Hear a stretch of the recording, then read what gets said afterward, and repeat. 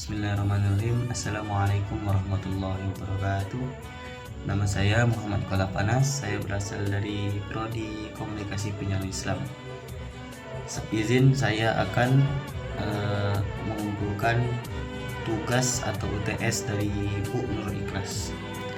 Saya akan menjelaskan secara apa yang saya pahami dengan secara ringkas serta dalilnya. Jadi pertama Al-Quran, materi utama Al-Quran dan hadis sebagai sumber hukum Islam. Al-Quran dan hadis adalah sumber hukum Islam yang utama. Al-Quran adalah kitab suci yang diwahyukan kepada Nabi Muhammad SAW, sedangkan hadis adalah perkataan dan perbuatan Nabi Muhammad SAW yang diriwayatkan oleh para sahabat dan ulama. Dalilnya dari Abu Hurairah radhiyallahu anhu, Rasulullah SAW bersabda, "Aku tinggalkan kepadamu dua perkara yang jika kamu berpegang teguh padanya, kamu tidak akan tersesat selama-lamanya, yaitu kitab Allah atau Al-Quran dan sunnahku." Hadis riwayat Malik. Yang kedua adalah konsep dasar tentang Al-Quran. Al-Quran adalah kitab suci yang diwahyukan kepada Nabi Muhammad SAW melalui Malaikat Jibril. Al-Quran terdiri dari 114 surat dan 6.236 ayat.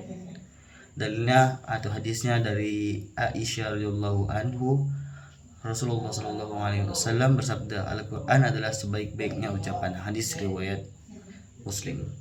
Dan yang ketiga adalah sejarah Al-Quran. Al-Quran diwahyukan kepada Nabi Muhammad SAW selama 23 tahun. Setelah Nabi Muhammad SAW wafat, Al-Quran dikumpulkan dan dibukukan oleh para sahabat. Hadisnya dari Zaid bin Thabit radhiyallahu an, dia berkata, Abu Bakar radhiyallahu an memerintahkan aku untuk mengumpulkan Al-Quran.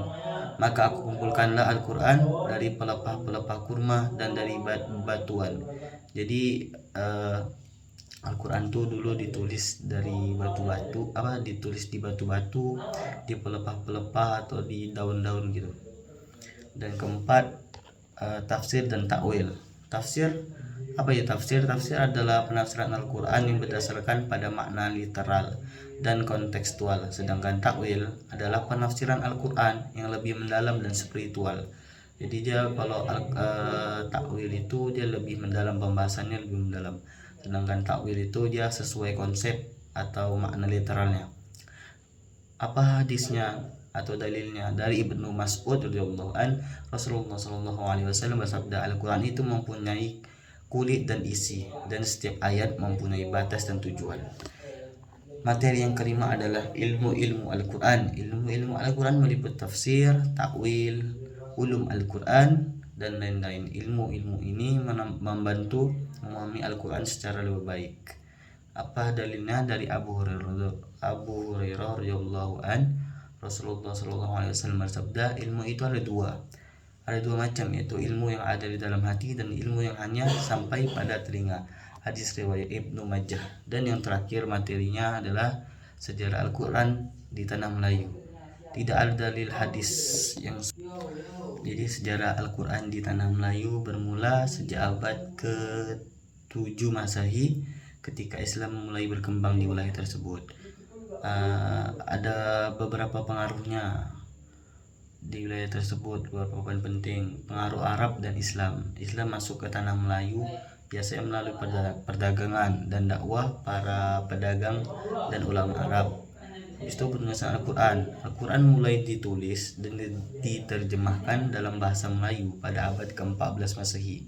Penerjemahan Al-Quran, salah satu contoh penerjemahan Al-Quran yang terkenal adalah Tafsir Al-Quran karya Abdullah bin Abdul Qadir Munsi pada abad ke-19.